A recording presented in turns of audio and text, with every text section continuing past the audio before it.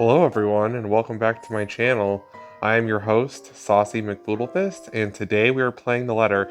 In the last one, we kind of got caught up on where we were back when we were doing Ashton's story, where Ashton and Rebecca, and I think Marianne too, broke into the Ermengarde mansion, and there's a bunch of spooky stuff going on. Lady Charlotte Ermengarde is wandering around, and we're at the point where Hana who is possessed, is there as well. So, without further ado, let's get started. Hana? Oh, Luke, darling, my love. What do you think you're doing out here this late? The woman stands there is the one that I... The woman that stands there is the one that I married, the love of my life. So why is it that the look she gives me now feels so revolted? Makes it so that there is just a general sense of wrongness in the way she smiles at me. Hana! Oh, thank goodness, it's just you. Oh, you gave me quite the fright. We've been looking all over for you. Saying this makes my tongue feel heavy. I'm so used to lying, putting on a face, but this just feels so wrong. It's such a small lie, yet a big one at that. To be afraid at the sight of my own wife for no apparent reason is illogical, yet her mere presence has been disturbing. From her suddenly devoted and near dependent nature, her obsession and possessiveness to her way of speaking, something has been wrong with Hana as of late. I didn't want to admit it, but it was almost as if she had turned into another person overnight. And looking up at her now only seems to solidify this. It's almost as if I can't recognize my own wife. Fetch me, whatever for, my prince. Look, that doesn't matter right now. You need to get out of this house right now, alright? Stay in the penthouse for a while. Leave our home? What if I wish to stay? It's not safe here, darling. Now is not the time to explain. Just listen to me. Okay, Buttercup? I hold my hand out to her and hope she won't ask any more questions. I show away the ill thoughts I have about her and how this is not the wife I've married. People change, and now is not the time to have some sort of existential crisis about it. Our safety is priority right now, and I'll feel better about all of this as long as I can have her by my side. But she barely budges from the place atop the stairs, let alone take my hand. And the way she looks at me just sends chills down my spine. Why should I? Is something the matter? What about you? Are you not coming with? What was I supposed to say? Where to even start? Maybe just confess there's some crazy lady roaming around, and I'd like it if we just stayed safe? You just need to leave for a while so I can let security sweep the place. And someone has to be there, yes? To supervise and all. That'll be my job, Buttercup. Still, nothing. She doesn't move from where she stands, still with an amused grin on her face, as if this is all some funny joke and she's the only one who can see the punchline. But I do not wish to leave. And you should not either. You've just arrived, my prince. This is your home. Our home. Would you really allow others to drive us away from it? Be that as it may, it is dangerous here right now, and I'd rather have you safe than, oh, I don't know, comfortable or whatever argument you wish to bring up. This is ridiculous, Hana. We shouldn't be discussing this. You need to leave now. Let me handle things here, Buttercup. It is then that her expression turns absolutely horrific and everything turns to complete and utter shite. Hana's body shudders and shakes as if she's about to have a seizure until her visage ripples and changes, golden yellow hair slowly strained with inky black, and her face melts into that of a woman, the maid from before, with a menacing expression on her face. Along with it is the shifting of the very ground we stand on. It's a slow thing, a whisper more than a bang as the darkness creeps into every corner of the room. The walls shudder and groan. Blood runs from the ceiling, crawls down the walls, and stains the floor. It feels as if life itself is being sucked from the house, but sure, slowly but surely. The beauty of the place is gone, with only the dead, decaying remains of the mansion left in its wake. I don't have to wonder if it's just the foyer that's become a nightmarish place. I can already hear it. Gone are the growling of thunder and the lashings of rain and wind against the foyer's high windows, and it has been replaced by a more grating sound. A cacophony of voices from nowhere and everywhere echoing throughout the now horrid walls. Voice that neither belongs to us nor the people who live here. What's going on? All throughout the house, shouts of alarm and surprise ring out, a mirror to the horror creeping up in each of us. Who wouldn't be shocked? This is insane. Even Daisy, feisty woman that she is, trembles at the sight of it, while Feathers stands protectively in front of her. Brave of him, I have to admit, to put himself in the front line like that, though it doesn't necessarily mean he doesn't feel the same fear as the rest of us. Something I don't him them for. I don't him them for, what? There seems to be no end in sight to this insanity. If anything, this only feels like the beginning of the end. Help me! Oh my god! Please, somebody! Anybody! Who are you? Stay away! No. Stay away! Stay away! No! She's here! You've got to let me out! She's gonna kill me! Someone! She's... We're all in danger. I thought you were my friends. Why don't you believe me? Her screams fill the mansion. She laughs all the while, a harsh, agonizing sound that goes on for what feels like forever. Until there is nothing but silence, her horrid smell, and pale hands reaching out to me, calling, beckoning, pleading. I'm terrified, I really am. I should be, but I have never been one to truly stay afraid. I've long learned that fear will not get me anywhere. Cowering in a corner doesn't keep me safe, and it will not keep me alive, not like rage does. I've learned to use this burning hate inside of me to survive. There's no difference now. Stay away from me! Why do you wish to leave? This is where you belong, my lord. Remember the blood we share? This is your home. Don't you remember? You promised to return, to stay, together with me, with us, with people no different from you. Don't listen to her, she lies! I promised no such thing to anyone. We bought this house weeks ago. How should I know what she's babbling about? I never even wanted to be here in the first place! A terrible case of mistaken identity. That must be it. I'm quite sure of it. I don't know this woman, this monster. Why would I say that to someone like her? In my entire lifetime, I've only made and kept sincere promises to a mere two people, Hannah Evans and Eleanor Chandler. No one else. The rest of those who claim I've promised anything to them can go fuck themselves. Bloody hell, I may enjoy the company of women, but I'm not an idiot to start spouting such nonsense to anyone. A line must be drawn, especially if I am to keep myself alive. Yet she still goes on, insists, making me appear a liar in front of these people. Of course you still deny it. Have you truly forgotten? You haven't changed, I see. Still a deceiver. She's lying! You see, my love, nothing has changed. Still no difference, you and I. Just like the rest of us.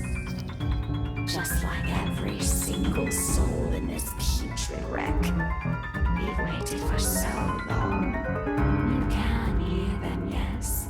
Their pleas, their calls, their invitation. Come, my lord. The house The monster, reaches out again, her hands in a gory, abhorrent sight, along with their smile spread across her face. My body's already moving on instinct. Stumbling back, one step at a time, in a desperate bid to be away from her, anything to put distance between me and this vile creature. No matter what she says, I am nothing like her. I need to get out of this house. Out of this country, preferably. There's nothing for me here, not anymore. Nothing to keep me tied to this place. With Hana beyond saving, no longer the same woman I knew, and struck and likely taken by this woman, nothing's left to bind me to this wretched city. I can leave. I can. My foot steps on something, sending me sliding on my back and flat on the floor. Beside me, a familiar one, flutters down. It's this thing again from the open house, but feels less like a gimmick and more like a threat. What with recent events? It must have fallen from one of the peasants' hands in the commotion from earlier. For a moment they appeared conflicted to see it in my hands, but wisely keep their opinions to themselves. Leaving the damn thing to simply bear its grisly message for everyone in the room to see. Help me. Help me. Help me. Is this it? What they've been telling us? Why everything in my life has gone to shite? Because of some stupid old letter? An invitation, indeed. One I am not willing to accept. Not anytime. From the top of the stairs, the creature moves again, drawing my attention back to her. Her gait remains slow and awkward as she walks forward, that smile never leaving her. But I won't give her the chance. I am not dying here. I certainly am not giving myself to the hideous creature like her either. Adrenaline kicks in, and despite panic gasps and worried glances from the people in the room, I pay them no mind as I reach for the main door and, without warning, it slams open, revealing that not the mansion grounds like I am expecting. Before my mind can even comprehend what's happening, black tendrils have already coiled up tightly around my limbs, dragging every person in the foyer into the room. None of us can even get to scream when the darkness completely envelops us and the door closing. Understand where your place is now, my love. You belong here. Is it so difficult to grasp? We've been waiting. There's a moment of panic when the feeling of tendrils around my limbs finally dissipates. As soon as my eyes adjust to the darkness of the room, and I'm on my feet, I'm reaching for my knife and holding it out, watching, waiting for every movement. Using it as a way to put distance between me and these peasants. Who knows what they'll do now? We're all desperate to get out of this house. There's only 4 of us in this room. 2 of them friends at that. The Mint has already gone loon, crouched in the corner and muttering to herself. You can't really say anyone's safe from her. If anything, she's the one I would watch out for. I cannot trust these people not to turn on me. I cannot trust anyone. Not anymore. Not after this. Everything that I've built has fallen apart. All because these people came into our lives. You! All of you! This is all your fault! If I've died to this bloody case, I'm taking you all down with me! Calm down, Wright.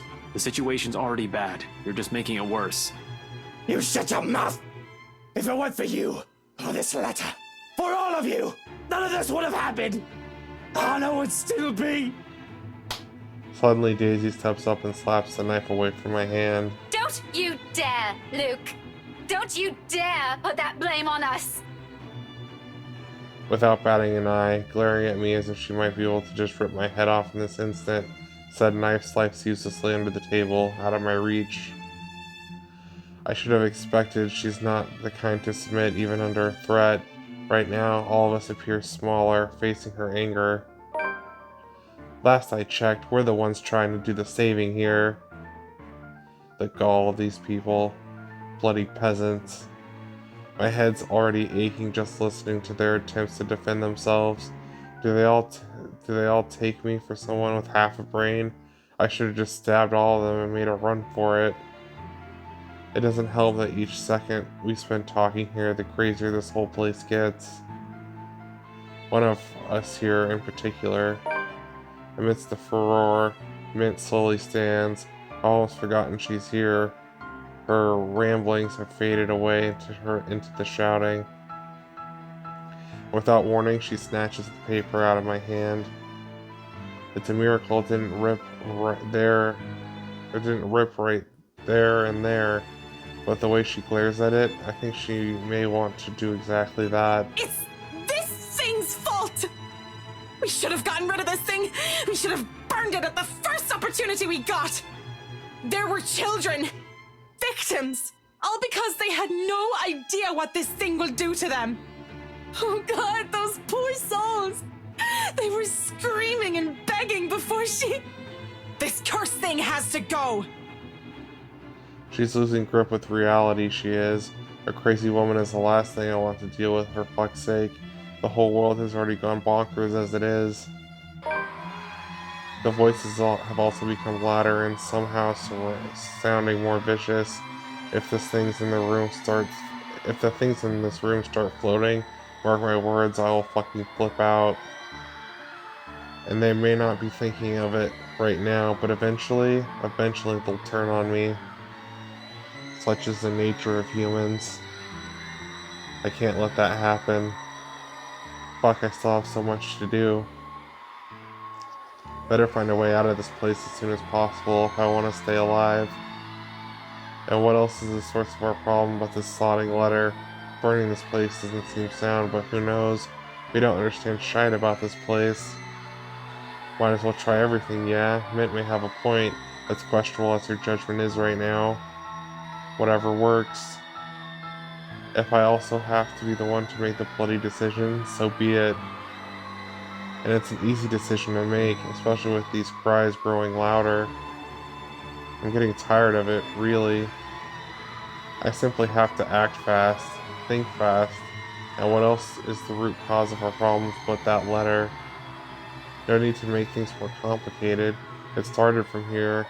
Why won't it end there? If what Mint has said is true, then there's all the more reason to destroy it. Put an end to this madness before anyone can think of passing it on to someone else. Before the situation can stretch on far too long for my taste, I snatch the blasted paper away. Give me that. For a second, she appears offended until I take up Mum's lighter. The sight of it shuts them all up. But I have no need for their opinion. In the next moment, I'm already setting the letter on fire. And it doesn't take long for this thing to catch fire. It's old, for heaven's sake. Though I make sure none of the ashes end up on anything flammable, it'll be an inferno inside the study, with all the books and documents stored here. Not that a big flame's anything to worry about in this case. In fact, in a matter of minutes, the damn thing has turned into ashes on the floor. With nothing left to burn though, the fire dies, fades into thin air, and a whiff of smoke, leaving only an awful scent of burned paper in the room. But as the last of the paper turns into cinders, a sharp, agonizing wail echoes from somewhere in the mansion before quickly dying out, taking with her the horrors she brought upon the mansion. Slowly before our eyes, the mansion changes again. Blood fading from the walls, ceilings, and floor, returning the place to its old beauty. Gone is the darkness, quickly replaced by artificial lights in the room. Even the smell of blood and gore has completely disappeared from the room. Perhaps the only thing undesirable left are the dumbfounded looks they're giving me. See? Wasn't that easy? Achievement unlocked! Are you shitting me? For fuck's sake, you people need to get your heads checked. How did you all make it this far in life with that kind of thinking? Well, you can all thank me later for this. You may now show yourselves out of my property before I call the police on you simpletons. I walk out of the study without a single glance back at them, more than eager to finally get fresh air. They can find their way out of this place, I'm sure. I better not catch them here again, though, or I will not be happy. Outside, there's only silence. Deafening. Still. The same hush that's come after a terrible storm has swept the countryside. And with it, from the wide open windows, is the sight of the sun rising above the horizon. Ever so slowly, the sky begins to lighten before my eyes. Darkness giving way to the warm, warning hues, soft rays spilling over the vast expanse of Luxborn's countryside. Nearby, the trees sway and rustle with the breeze, a passing draft that carries even into the room from outside, cold enough to make me shiver. The remains of a storm that has passed. In the distance, I can hear the soft chirping of birds while the rest of the world stirs, wakes. Dawn at last. We are free.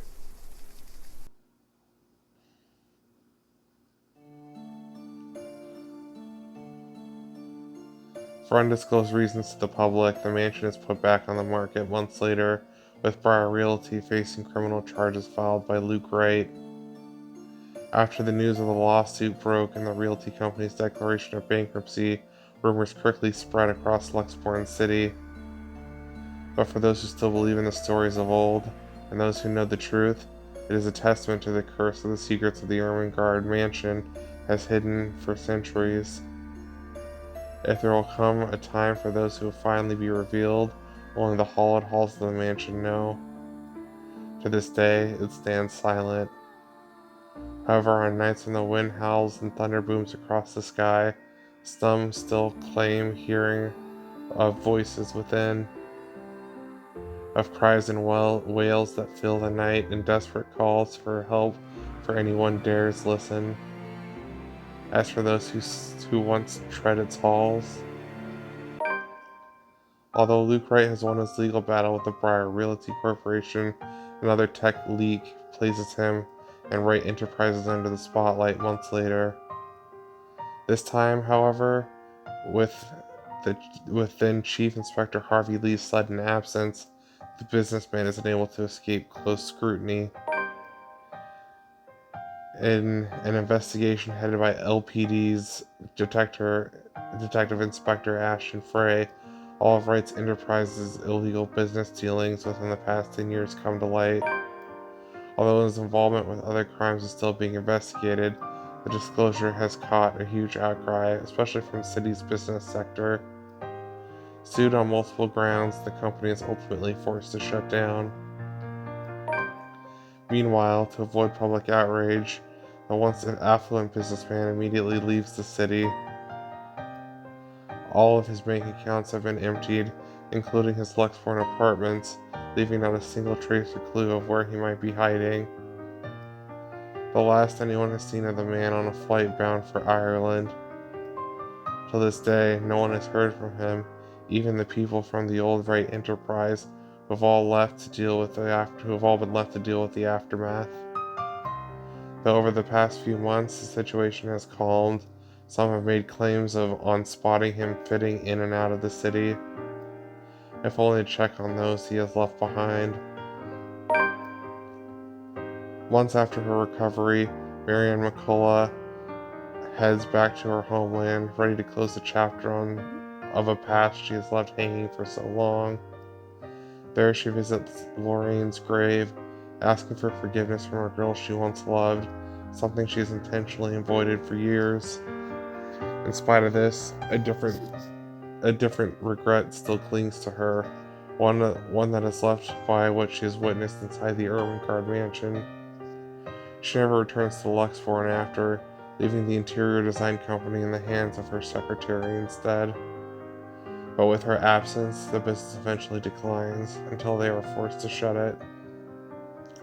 Unexpectedly, she returns to music years later, hoping it'll someday drown out the voices and the gruesome memories still lingering in her head.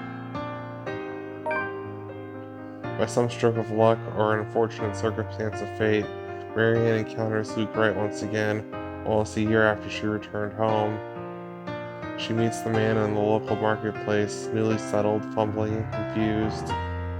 Although her opinion of him remains ambivalent at best, she reluctantly offers to help, especially after seeing him stumble on his Gaelic more times than she deems acceptable. And it becomes a start. Not to a close friendship by any means, but perhaps something akin to it. And on better days, when vitriol and scathing words don't get in the way, there's only pleasant companionship one offers to the other. Casual visits to the other's home, sharing a bottle of wine or two, and simply talking about anything under the sun. A comfort after their mutual loss. Something they both eventually learn to appreciate with time. In the months that follow, Rebecca Gills becomes a prominent researcher within Luxborn's major academic circles, especially after writing what she discovered about Ansem Village and the Ringard Mansion. With the help of Professor Andrew Clark, she is soon able to secure funding to continue research, presenting her findings yearly at local and international symposiums. Now at the tail end of her current study, she hopes to publish her first book, correcting all inaccuracies in the city's current history. A move supported by colleagues, students, and friends alike. Though she knows she still has a long way to go before she can even begin to change people's minds about it, Professor Clark has warned her as much. She perseveres. Doing it is not for herself, but for the sake of what she has lost after the curse. As fresh as the wounds are still, this is how she remembers. Things have inevitably become strained between Ashton Frey and Rebecca Gales in the months following her confession and the man's eventual rejection. And with their new work and lives getting busier, the two have eventually drifted apart. Though neither talk about it, and the teacher still strives to forget an old flame, it's clear in Rebecca that there are still lingering feelings of bitterness left. If anything, however, this has made it obvious how much has changed between them, and how much she clung to the idea that Ashton, from their younger days, the one that may not have been there in the first place, merely an idea for a starry-eyed young girl. But if there will be a time that she'll be able to accept this, to move on from the hurt and repair an old friendship that has fallen to ruin, only she knows. Following his success in the Luxborn's firm case to a close, Ashton Frey receives a recommendation for transfer to Luxborn's lead agency against organized crimes. An endorsement eagerly backed by the newly appointed successor to the late Chief Inspector Lee, Abigail Harris. Knowing he'll have more resources, leeway, and a bigger chance at ultimately bringing Luke Wright to justice, Ashton Frey accepts. He still wants the people close to him against Wright He still warns the people close to him against Wright and his associates, but only a friendly reminder now more than anything. Though he does worry, he believes they are wise enough to know that they are doing and trusts their judgment. For now, he has decided to leave evidence and the law to speak for itself and to take care of the man once the proper time comes. Nowadays, police work and operations keep him busy, sometimes taking him away from the city he grew up in for days on end. A rare thing for him to enjoy once upon a time, yet this time, he never loses his drive. Simply growing more determined, and after finally having found a clear purpose close to the rush of excitement he dreamed of as a child. Although Ashton still keeps mum about specific details of his work, his experience with the curse has slowly taught him how to open up, especially to those who know that genuinely care for him. He still has a long way to go, he knows that, but for the sake of the people who are still with him, those who have chosen to stay, as well as what he lost, he hopes that there will come a day when he no longer has to hide behind his own lies. A day when he is no longer afraid of facing the truth in his own words.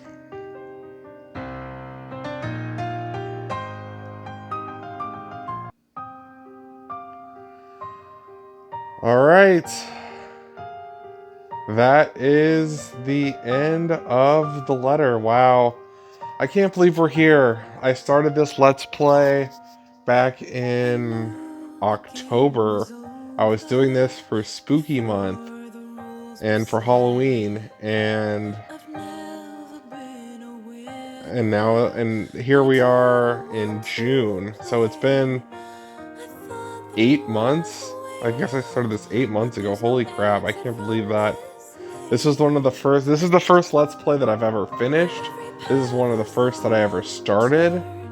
I haven't even been doing Let's Plays for a year now. It'll be a year in a couple of months that I started doing Let's Plays, and it's just crazy to think about. I've come a long way. As far as, the game goes, I will say that the ending was a little bit underwhelming.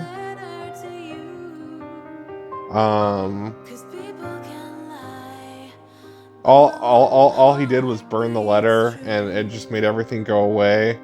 And we really didn't get. We don't know what happened to Hana.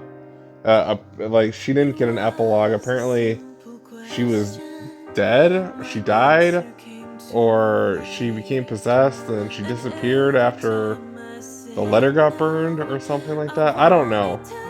We don't know what happened to Hana, and I don't know. And all we know of the mansion is that it got put up back for sale, and the real estate corporation went out of business. I mean, we don't know why. I guess that's my biggest thing. We don't know why people were being haunted by the letter. And we don't know why burning the letter just suddenly made everything go away. Like, all of a sudden, everything's fine now. I don't know. I mean, granted, it's just a game at the end of the day. So I shouldn't be too, emotionally invested in it. But I've spent a lot of time. This is 51 episodes of this that I've done, and the last little bit of episodes at least have been at least 45 minutes long. So I mean, this was a long game, and this took up a good part of my life, and I'm sad that it's over. I paid $10 for it. Is it worth it? I guess that's the biggest question. Is this game worth $10? I don't know. Hold on. Is this game worth $10? I would say yes. I mean, if you like visual novels, I mean, it was an okay game. I don't have any regrets about buying it. But now that it's up on YouTube, I guess you don't have to buy it, because you can just watch this. Even though, let's be honest, nobody is watching this. Thanks everyone for playing. Hope you enjoyed the game. It's been fun being a part of the production, and I really appreciate the team's effort to incorporate what we suggested. Hope to see you somewhere again. Eric Tassai.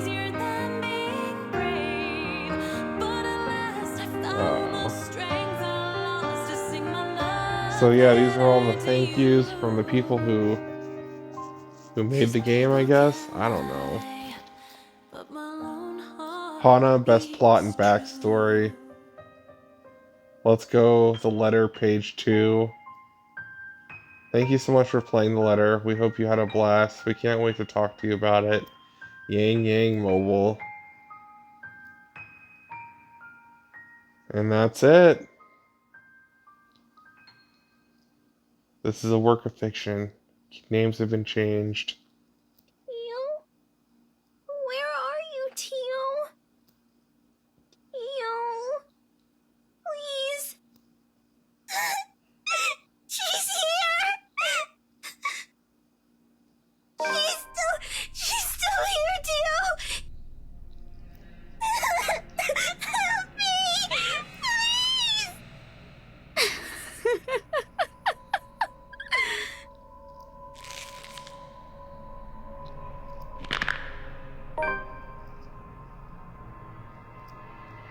Wow. Dear you, if you're reading this, it means you finished playing the game in one way or another, and we thank you for that time you spent playing the letter. The game is our passion project more than anything, and we sincerely hope we delivered in bringing you a one-of-a-kind visual novel experience. The letter is the first of many visual novels coming from us. If you like what we did with the game and you would like to support us, please take some time to click on the button below to find out how. Thank you so much for everything. Let's talk soon. All right. That is it. Thank you guys. If there is ever anyone in the future, if anyone's ever watching this, thank you for sitting through 51 episodes of The Letter. And I appreciate you so much. If you like this video, give it a thumbs up or don't. I don't give a shit. And I'll see you all in the next one. And goodbye, everyone.